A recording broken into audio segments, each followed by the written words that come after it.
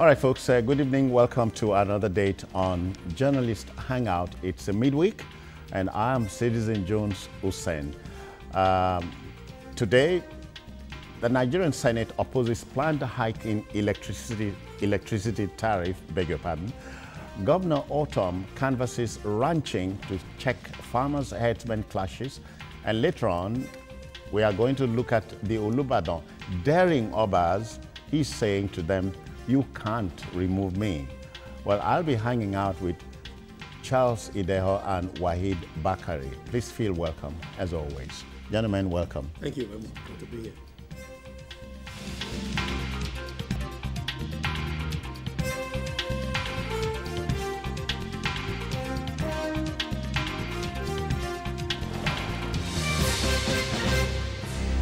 Okay, then let's hit the road.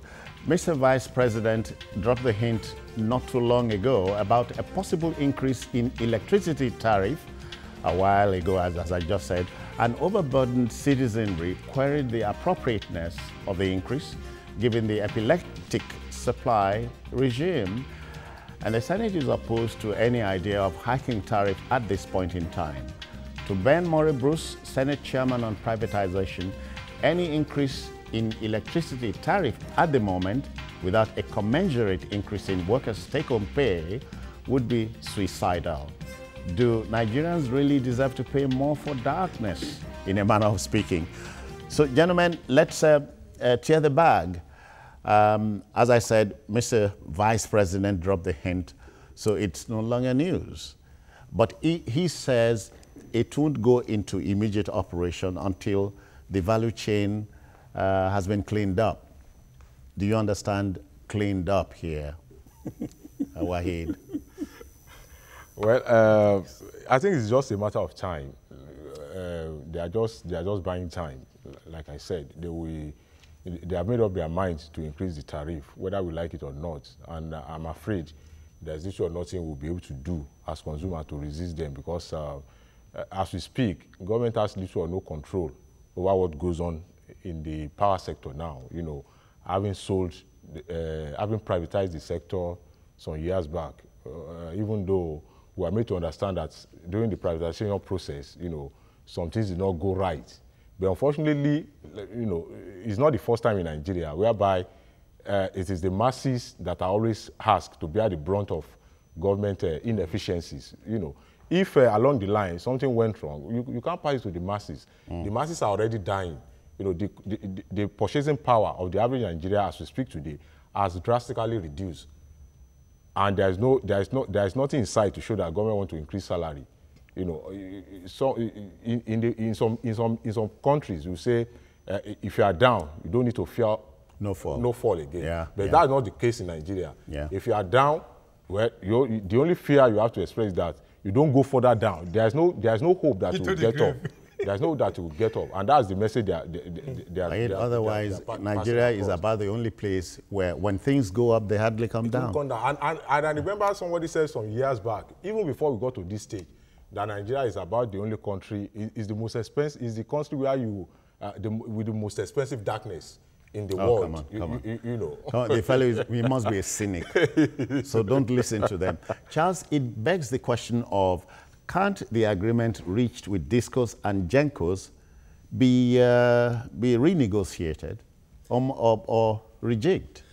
I think it might be pretty difficult because even Fashola said it when he appeared before the Senate sometime in May this year, when he appeared before he and the acting chairman, I think John Akka, I can't remember what name his name, acting chairman of NEROC. What he said that what the previous government did was to illegally sell these companies to. Did you say illegally? No, he said I'm quoting him. Okay. He said illegal. He said it was illegal sale. He just said it, and then they put along the line booby traps. That if you want to do anything right now, the government is going to pay heavily for it because of the litigations and all sort of things that are going to come. So, but I think they're just trying to manage the issue so that they can mitigate the consequences. But having said that, I think for the Vice President to have flown that kite, it was insensitive.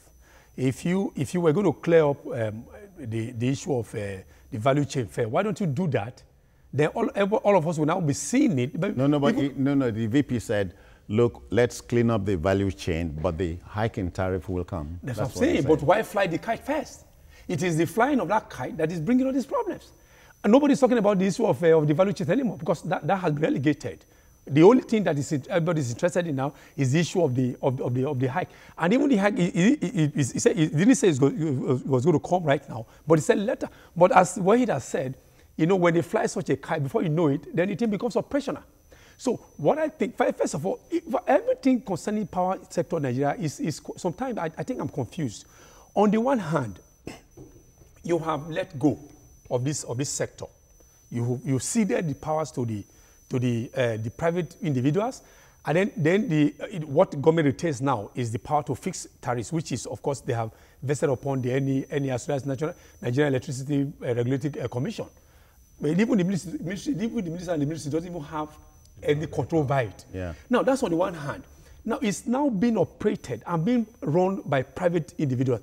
Why will you still retain a portion of that statute that government has to be in charge? If, for instance, Wahid has a company, or maybe Wahid is a local government chairman of wherever he is living, and they're able to generate light, for instance, maybe Koshofe local government.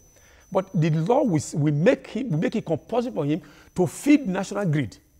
Now, and then all these gencos that are being run by private individuals, they will not be enjoying what he has done. So it doesn't make any sense to me. In 2020, when they reviewed that law in 2005, I expected them to have totally removed that, so that let each state, each local government generate their power, and instead of making it unitary.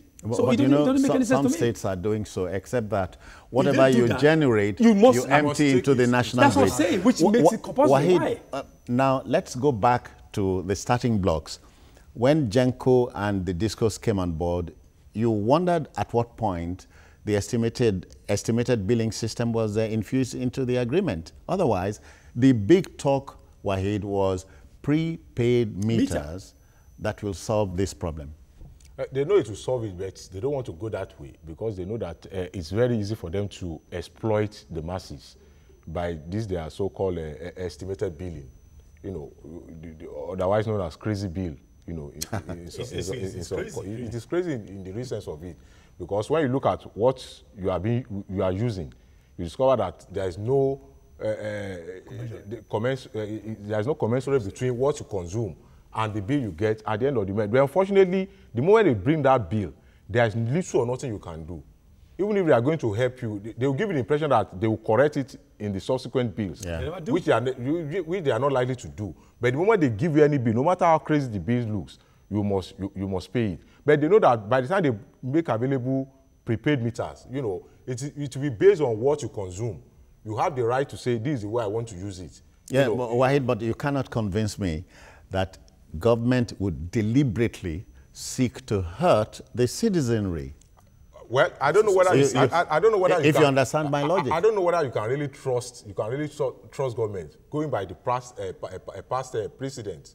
You know, a situation whereby the increase. Yeah, but we had said government had let go of generation and transmission. No, the government is still retaining transmission. Transmission, okay. Generation and distribution. They have let go, yes. They let go, because whatever you generate, you still have to take it to the national grid. Which is the transmit. And that thing is somehow archaic. We're supposed to have left that to have left that long ago. What is the need in that? I cannot really tell. Because if, for instance, a state like Lagos, you know, can generate what negotiation we use, let each state develop at its own pace. You know, by the time Lagos is able to do that, it will also challenge other states to do similar things for their people. The number of powers that we need in Lagos, there's no way you can compare it with the number of power they would well, need. Lagos on the outside, 150 megawatts would be enough to carry Lagos, and perhaps Kano and Port Harcourt. Yes, you know. but the states can be empowered to do that.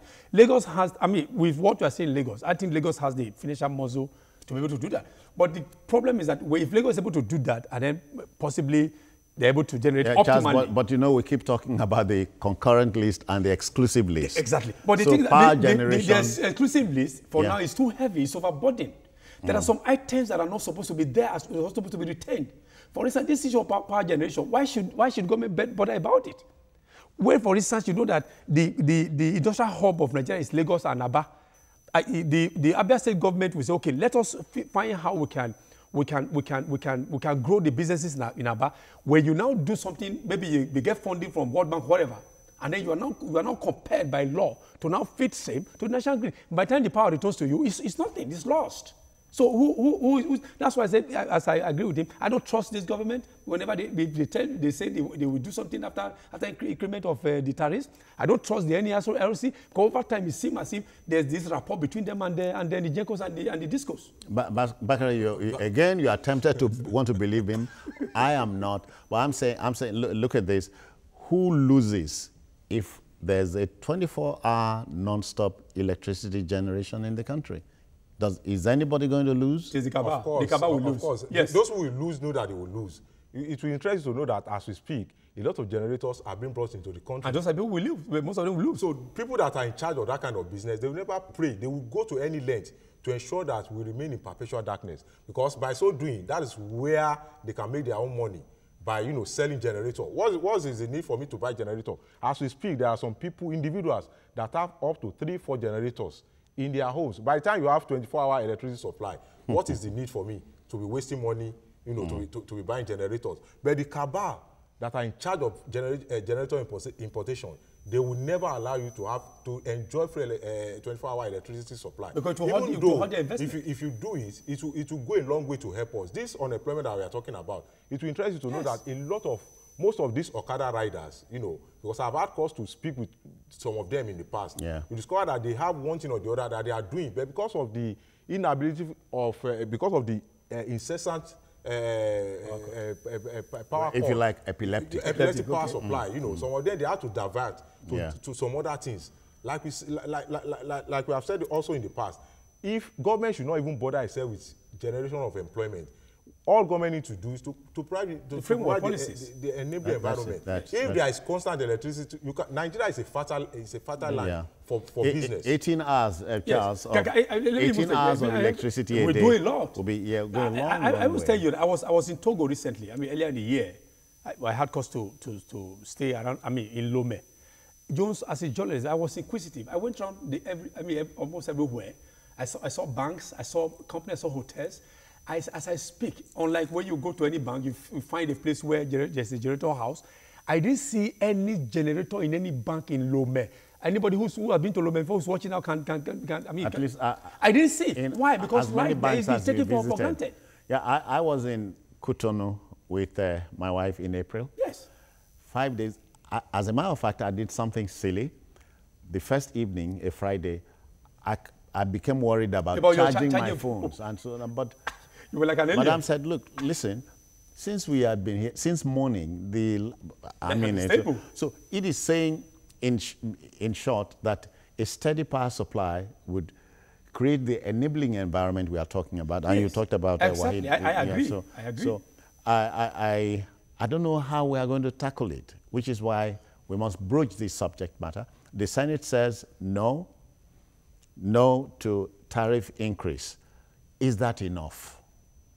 Well, it is not enough, like I said, because the Nigerian Electricity Regulatory Commission said they have taken all the necessary steps that will enable them to convince governments to increase the tariff. So, like I said, it's just a matter of time. I think they are just buying time. They are also afraid. They're sounding us out. They are also afraid of the fact that they may not want to do it now because of the fact that we are approaching election. They know that it do not go down well with the majority of the voters. At this point in time, for you to say we want to increase tariff, maybe after the election, immediately after the election, and they look at it that they don't have anything to ask from the masses at that point in time. They'll just. Well, you have another 4 years. You are talking politics already. All right then. Ours is the politics of getting this program to you, and of course, we'll take this break and come back. Please stay. My name is Abdullahi Umar Ganouchi, the governor of Kano State. I do watch journalists hang out. I don't miss it. I ask you, please Don't miss it. Thank you.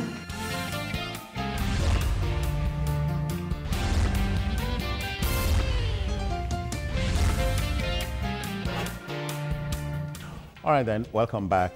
It's no longer news. The Nigerian Senate, aka the Red Chamber, says the planned hike in electricity tariff is not just wrong, but will sentence Nigerians to something even more serious when you have not increased salaries.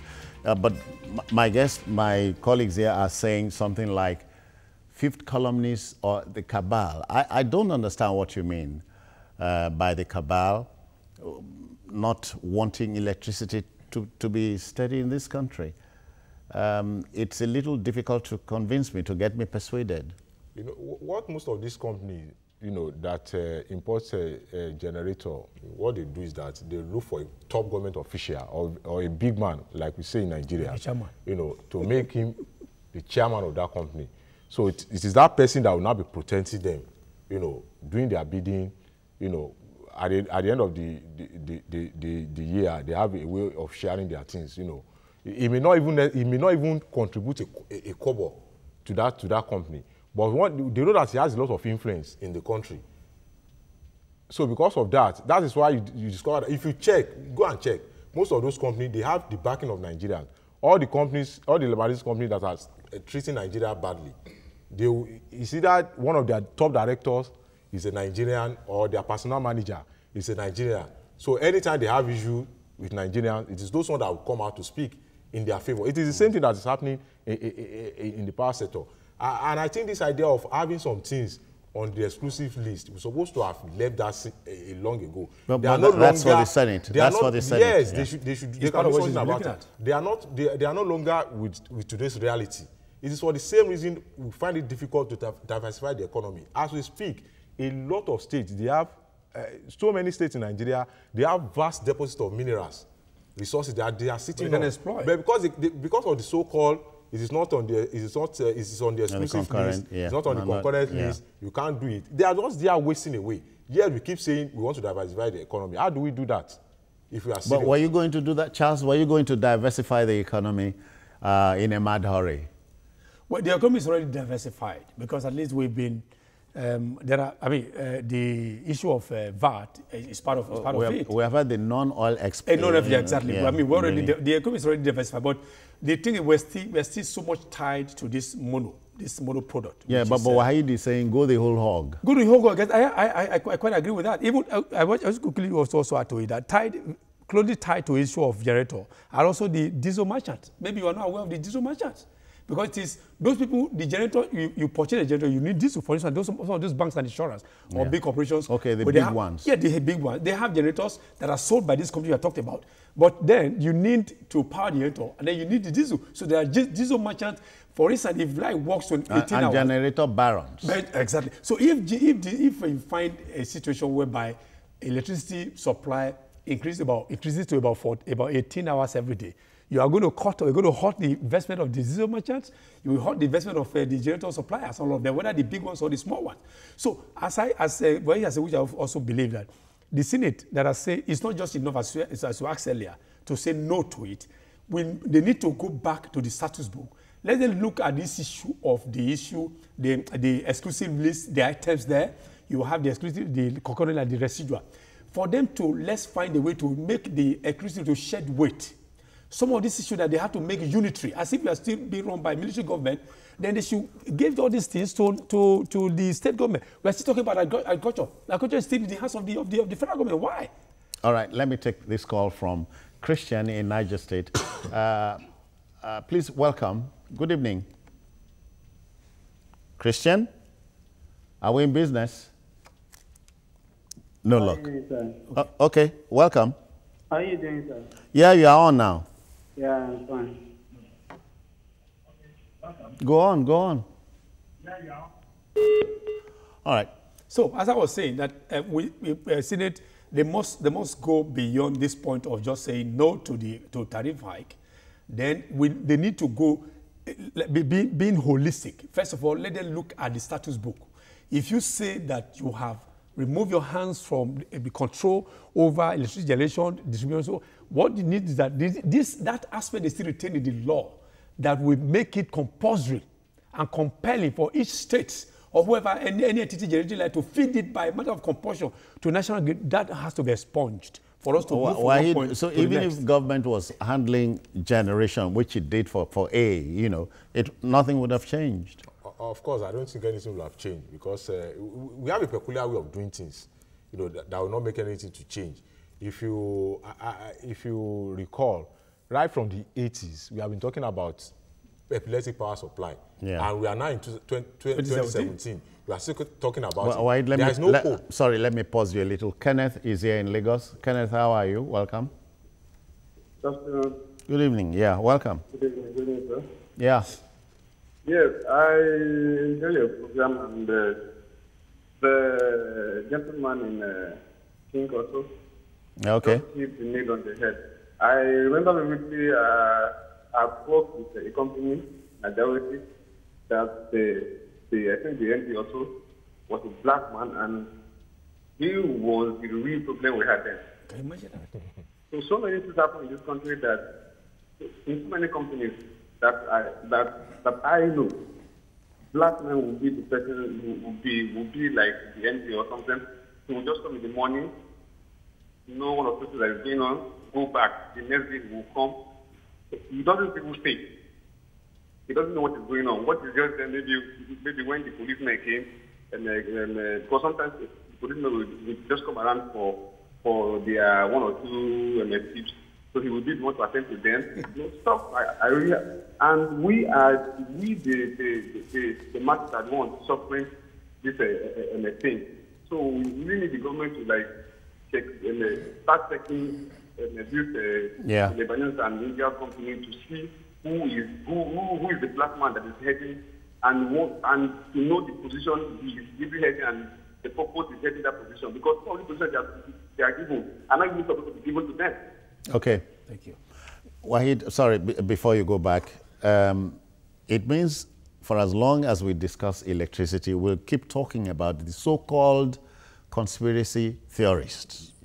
Yes, because we have been talking about it for years. Oh, really? I remember when I was in primary school, if you listen to some of the evergreen song of Fela, you talk about light, lack of electricity, food, lack water, of water, light, you know. As far back as 1978, we are now in 2017, we are still talking about it. There is no guarantee that we won't be talking about it in the next 2, 3, 4, 5 years, as long as the cabal are still giving room to operate the way they like in Nigeria. You remember that there was a time in this country, if you are a top NEPA official, you are not allowed to use generator in your house. The essence of that is for you to also feel the pain, of those who are sleeping in darkness on a daily basis. But as we speak now, if you go to NEPA office or whatever they are called now, you will discover that they are also using generator in their offices. That's another. Charles, let's also look at a particular thing which we hardly broach. I am told authoritatively that the cross-country cable lines that carry electricity from one end to the other will not carry anything outside 5,000 megawatts. I don't know if you have. No, I've heard it. I mean, it's quite right, because so when those things were installed in those days, yes, the population as at that time was we had about 7 million or so, or even less. No. We had about 58 million. I mean, that census of 1960 or so. Yeah. Which existed in 1977 was about around 55 million.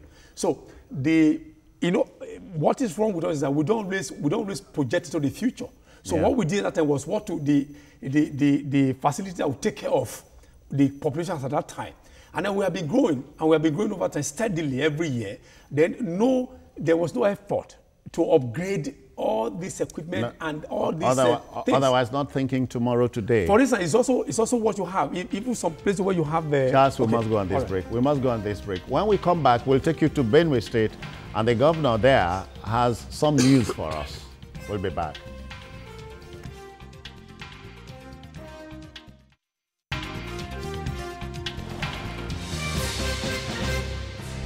Okay then, welcome back. For our viewers on TVC Nigeria, we say many thanks for joining the program halfway. Now, ordinarily, the atrocious, deadly clashes between the farmer and the herdsman is usually avoidable. There is, of course, an answer to this seeming intractable man-made problem, Governor Samuel Ortom of Benue State, the famed bread basket of the country, counsels that ranching is the middle course to be steered. To him, this is the elusive solution to the wanton bloodletting which has been on for a while now. So why has it taken the state this long to start discussing ranching? But we know Benue State has passed a law, right? Yes. Making ranching open grazing. Yes. So Benue State had been in the forefront, you know. So, question: why is it not a national consideration? Well, you know, the issue of land is something that should be taken seriously by any right-thinking government, because as far as this part of the world is concerned, as far as African continent is concerned, there is this land is an ancestral thing. You know, people prefer to take some of their things away, but not their land, because the moment you take their land away, you know, it's as if you have disconnected them. Taking everything. You have disconnected them with their ancestors. You know, we have had a lot of uprisings in different parts of Africa as a result of land issue. You know, I think this is the best solution to this incessant killing between herdsmen. You see that today, 100 people had been killed. A particular local government, you know, had been raised, you know, almost on a daily basis. It's become a recurring thing. And government appear to be helpless. But for me, I think this is a viable solution. Ranching is the only option. We have had countries who have used it and who have made, you know, good use of it. Why is it difficult for us to replicate such in Nigeria? Why is it that when we see something that is good abroad, we prefer to enjoy and talk about it over there, but we don't want to replicate the same here? And I think the governor has taken a right step now, you know, by signing this into law. Yeah. Because we have also discovered that in countries where ranching is being used, the cattle, they appear to be better. You know, they appear better fed. Better fed. Not only in terms of the beef that you also get. Yeah, you have some other things that you get from them. Like you can imagine the number of gallons of milk you are going to get from a well-fed cow. I think this is a very good one. Yeah, but Charles, open grazing has been on for as long as this country has been here. Don't you think it's more a question of going back to the old ways of doing things? Yes. Grazing without friction. As I speak, there are cows in your Edo State. That's right. And there are in my Akwa Ibom State. But I think it wasn't a problem 10 years ago. I can recall when I was growing up back then in Bendes, as it was called. My village my village is on the route between Auchi, Sabongidaura, and then Benin City. So when they were coming when the Fulani herdsmen were bringing their cows from Okene, they passed through Auchi, passed through my village, then go to Sabongidaura, which was why the name Sabongidaura, okay, because it's not that I do well, then before you now get to Benin City. What usually happened was that my village, at that time, we had a very mighty, I think we still do have, very mighty school premises. We had this lush grass. So they would rather camp there for the night, where they fed their cattle. Early in the morning, we go and harvest the dung, cow dung that we used to plant flowers and the rest of them. So we had this rapport with the Fulani men, but we couldn't touch their cows. What we saw then, they were only bearing the shepherd sticks and then some baby dagger. Okay, and then they were not harmful. They were not violent. But it was because of this issue of rustling. Cattle rustling came from the Niger and rest of them, and then you now have this issue of insurgency. You mean rustlers came from across? Across the border, yes, from Niger and rest of them. Before you will not find some of them, you now have them internally from Kano, Kaduna, and all that. It started from Niger. So it was then they now started arming them. So it was in the process they now started arming them. And it was when they have been armed, they now go to somebody's farm and somebody now questioned them. Because they were not armed, they felt they had the power of the gun to protect themselves. It wasn't there in the beginning. But again, I want to also look at the long term of this issue of ranching. Yes, it might be a very stable means of solving the problem. But because, as Wahid has said, we have this ancestral tie with our land. Yeah. Over time, I also foresee another challenge. The challenge I will tell you is this.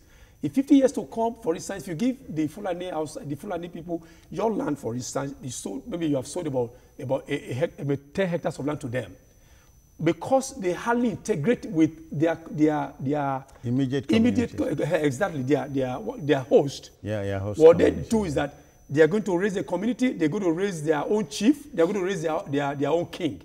Or a time is going to come that they are going to raise an independent community from within the community. That also might happen in the 50 years to come. So what I would suggest is that ranching is good, but if you want to talk about it, let's look at how we can lease this land in the first instance for 50 years, which is renewable after that time. If you say you want to give your land to them on sale, they own that land, they're going to do anything with that land in the course of time. Why we must talk at this point, about the Land Use Act. Well, the Land Use Act, that vested every parcel of land in the government, federal, and the state. Exclusive list. That will also take us to the issue we discussed earlier on having some things on the exclusive list, concurrent list, and residual list. They are no longer in terms with reality. You can't compare Nigeria of the 70s or of the 60s or the 50s to what we have now. Government is expanding.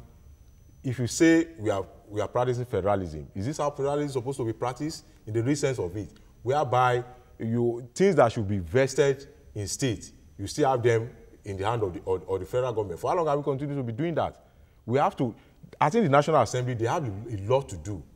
A lot to do, because you can't just wake up one day and say you want to put aside that act. It has to go through the normal process. A law is a law until it is amended or you remove it entirely.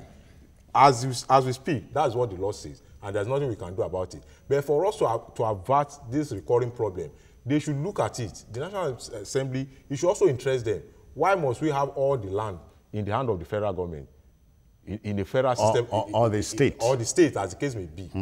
There are individuals who have, like we said, the issue of land is like an ancestral thing.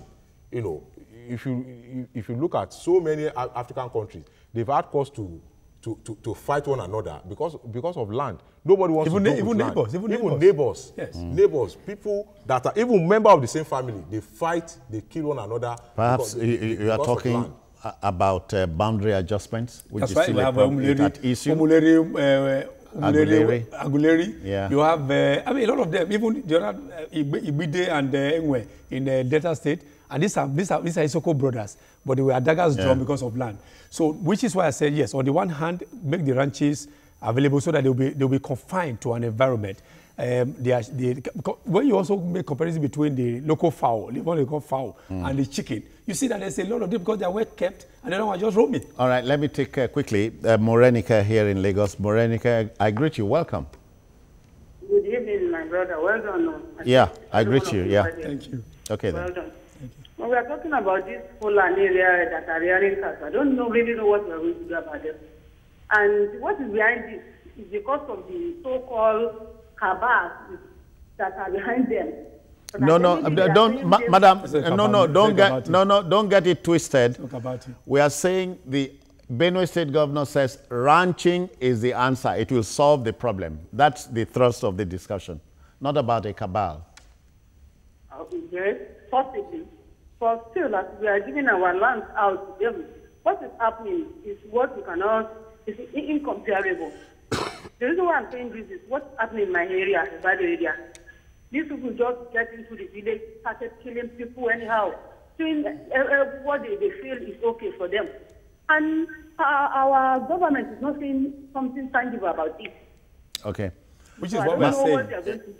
Which is what we're saying. Yeah, Morenica, many thanks. If we go the ranching way, all these things will stop. But again, I feel disturbed when I hear something like that. Oh, the people got there and started killing people. No, I don't think it happens that way. In most cases, I think the media also overblow some of these things out of proportion. Yes, are there killings? Yes. But in most cases, not to that level. What I'm saying, the headsmen, Wahid and Charles, can't go into a particular environment and start killing people.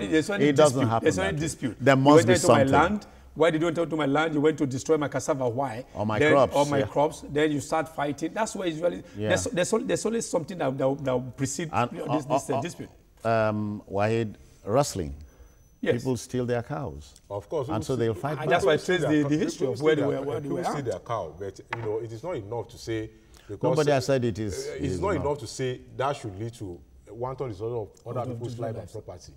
Because in most cases, it is not the rustlers that are being killed. It's the innocent people. That's right. And that is why the security agents should step up their game.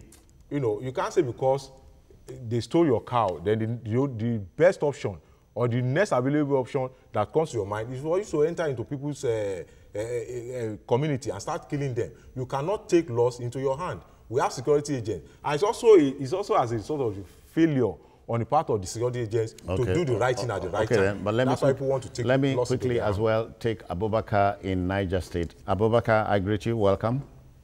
Thank you very much. Yeah. I must commend your effort for this program. Thank you. Sorry. The issue of this Fulani herdsman needs to be properly addressed. And I think the National Orientation Agency has a lot to do in addressing this issue. Again, I don't see what the Minister of Interior are doing to address this issue. How do these people come into Nigeria? There is need to address this issue of this Fulani herdsman, because every day we lost human capital, which is seriously affecting our economy. You look at the way farmers are being killed on a daily basis, it affects our production. Okay. I think the Minister of Interior should come to map up a strategy on how to address this issue, and then the National Orientation Agency should carry out sensitization exercise. Yeah. Human capital development is very important. It is. And we are losing people on a daily basis. Thank you, Abubakar. And gentlemen, talking about land space, Niger has the largest in the country. Okay, then we'll take this break and come back, conclude the talk on ranching. Is it the answer? Is it not? We'll be back.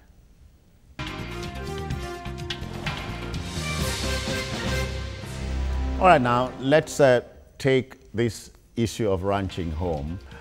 Gentlemen, ranching has its advantages and drawbacks.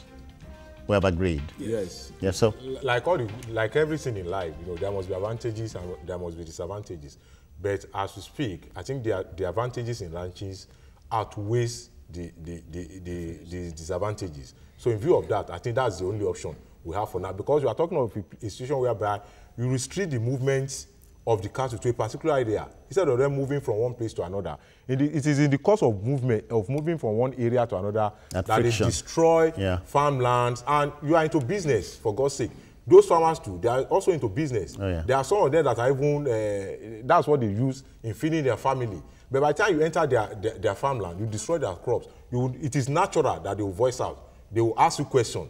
But in the course of asking questions, it will now lead to something else. But when you have ranching, they are confined to a particular area. You know that once you go out of the ranching area, you have violated the law, and you can be prosecuted. Even added to that, is that there are also advantages outside, because you have value chain.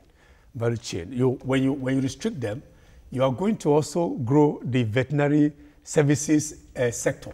Okay, because you know why? You're going to be needing services, doctors or vet doctors are going to be coming to the ranches. They're going to be earning money, and then also you can also determine the health of the cow.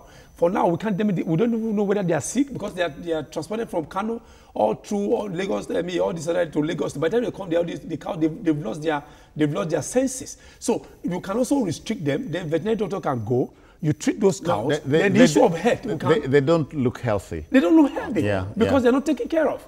It's also a job for It would be out of place to broach the subject of citizenship, settlership, and indigenship. I take you to Plateau State. Yes. It has caused a lot of frictions in that part of the country. We are a situation whereby you say somebody is an indigene, this one is a settler. But you remember the last time, I don't know which group, issued threats that, when they said the Igbos should live in the northern part of the country, the president came out and said, no, you can't do that. As a citizen of the country, you have every right to live in any part of the country, as long as you are living in peace with your neighbor. This issue of indigene, some people are settlers, it should not even come into play. Otherwise, we continue to have this kind of problem. This killing, this mutual suspicion between two ethnic groups will always be there. As long as we continue to emphasize that some people are, there is no doubt about this. Some people are settlers, some are indigenous. But we don't have to pronounce it. We don't have to make it known. Otherwise, we continue to run into this crime. But it sounds beautiful. In actual fact, if you need to totally eradicate this issue of indigenship and settlership, you must deal with religion, you must deal with ethnicity. I tell you why. For instance, for issue of Plateau, you had the Hausa Fulani settling somewhere, and the quarrel was that they gave them a local government.